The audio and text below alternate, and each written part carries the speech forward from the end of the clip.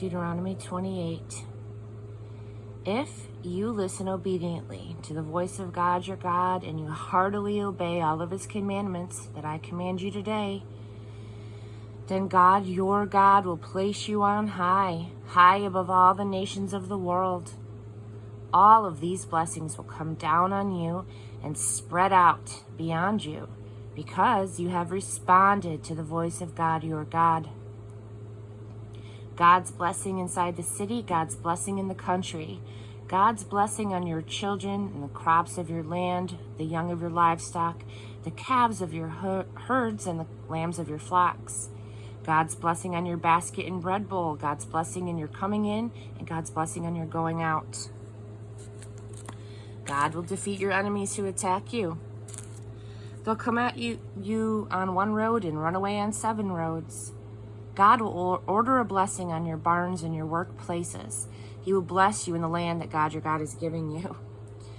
God will form you as a people who's holy to him, just as he promised you, if you keep the commandments of God your God and live the way that he has shown you.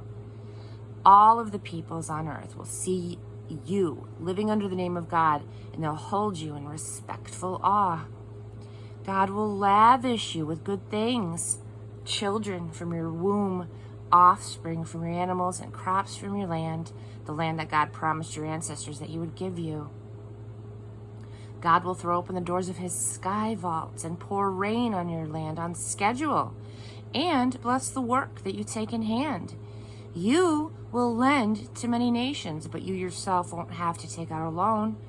God will make you the head, not the tail. You'll always be the top dog, never the bottom dog, as you obediently listen to and diligently keep the commands of God your God that I'm commanding you today. Don't swerve an inch to the right or left from the words that I command you today by going off and following and worshiping other gods.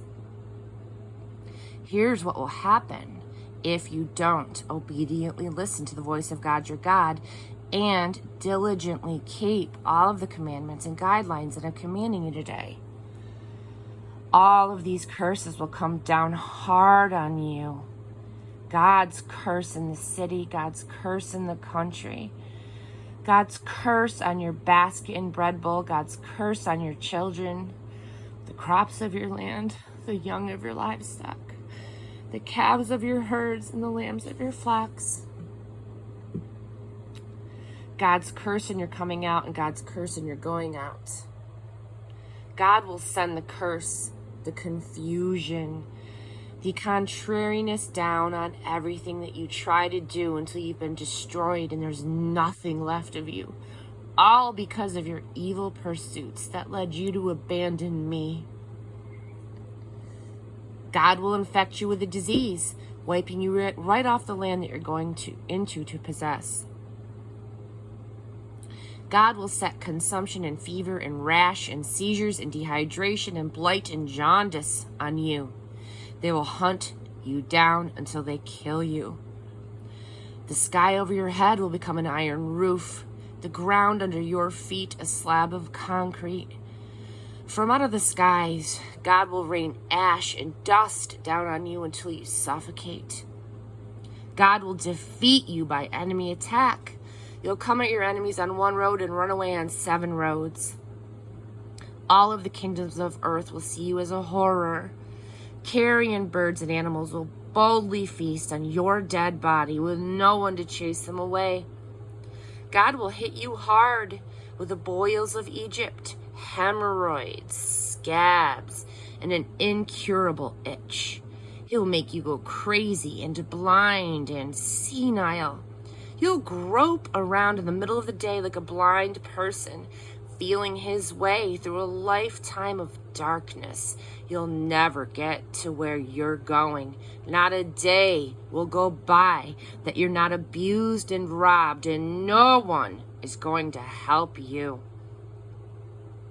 You'll get engaged to a woman, and another man will take her for his mistress. You'll build a house, and you'll never live in it. You'll plant a garden and never eat so much as a carrot. You'll watch your ox get butchered and not a single steak from it. Your donkey will be stolen from in front of you, and you'll never see it again. Your sheep will be sent off to your enemies, and no one will lift a hand to help you. Your sons and daughters will be shipped off to foreigners. You'll wear your eyes out, looking vainly for them, helpless to do a thing. Your crops and everything that you worked for will be eaten and used by foreigners. You'll spend the rest of your lives abused and knocked around. What you see will drive you crazy. God will hit you with painful boils on your knees and legs, and no healing or relief from head to foot. God will lead you and the king that he set over you to a country that neither you nor your ancestors have heard of. There you'll worship other gods, no gods of wood and stone. Among all the peoples where God will take you, you'll be treated as a lesson or a proverb, a horror.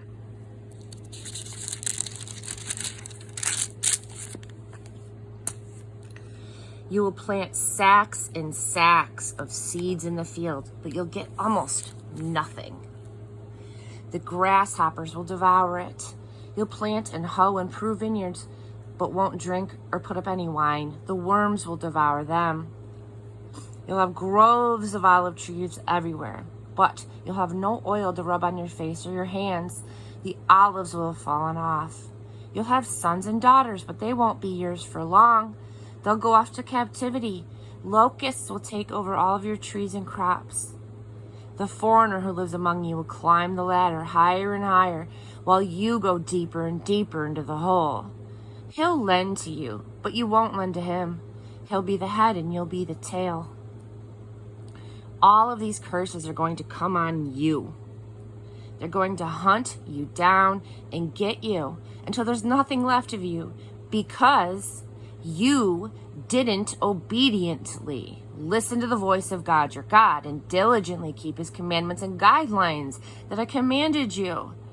The curses will serve as signposts, warnings to your children ever after. Because you didn't serve God, your God, out of the joy and the goodness of your heart in the great abundance, you'll have to serve your enemies, whom God will send against you. Life will be famine and drought, rags and wretchedness, and then he'll put an iron yoke on your neck until he's destroyed you. Yes, God will raise up a faraway nation against you, swooping down on you like an eagle, a nation whose language that you can't understand, a mean-faced people, cruel to grandmothers and babies alike. They'll ravage the young of your animals and the crops from your fields until you're destroyed. They will leave nothing behind. No grain, no wine, no oil, no calves, no lambs, and finally, no you. They will lay siege to you while you're huddled behind your town gates. They'll knock those high, proud walls flat. Those walls behind which you felt so safe. They'll lay siege to your fortified cities all over the country, this country that God your God has given you. And you'll end up cannibalizing your own sons and daughters that God your God has given you.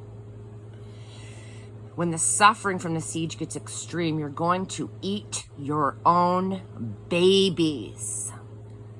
The most gentle and caring man among you will turn hard, his eye evil against his own brother, his cherished wife, and even the rest of his children who are still alive, refusing to share with them a scrap of meat from the cannibal child's stew that he is eating.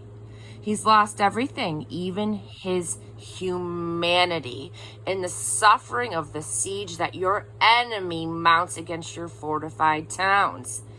And the most gentle and caring woman among you, a woman who wouldn't step on a wildflower, will turn hard, her eye evil against her cherished husband, against her son, against her daughter, against even the afterbirth of her newborn infants that she plans to eat.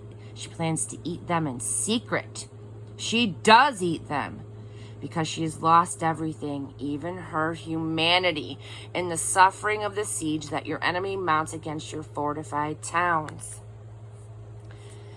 If you don't diligently keep all of the words of this revelation written in this book, living in holy awe before this name, glorious and terrible, God your God, then God will pound you with catastrophes, you and your children. Huge, interminable catastrophes, hideous, interminable illnesses. He'll bring back and stick you with every old Egyptian malady that once terrorized you. And yes, every disease and catastrophe imaginable, things not even written in the book of this revelation, God will bring on you until you're destroyed.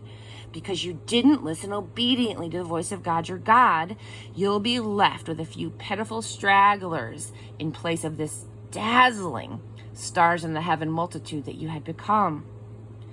And this is how things will end up. Just as God once enjoyed you, he took pleasure in making life good for you, giving you many children, so God will enjoy getting rid of you, clearing you off the earth. He'll weed you out of the very soil that you are entering in to possess. He will scatter you to the four winds, from one end of the earth to the other. You will worship all kinds of other gods, gods that neither you nor your parents ever even heard of. Wood and stone, no gods. But you won't find a home there. You'll not be able to settle down. God will give you a restless heart, longing eyes, and a homesick soul. You will live in constant jeopardy, terrified of every shadow, never knowing what you'll meet around the next corner. In the morning, you'll say, I wish it were evening. And in the evening, you'll say, I wish it were morning. Afraid, terrorized at what's coming next, afraid of the unknown because of the sights that you've witnessed. God will ship you back to Egypt by the road that I promised that you'd never see again. There you will offer yourselves for sale, both men and women, as slaves to your enemies, and not a buyer to be found.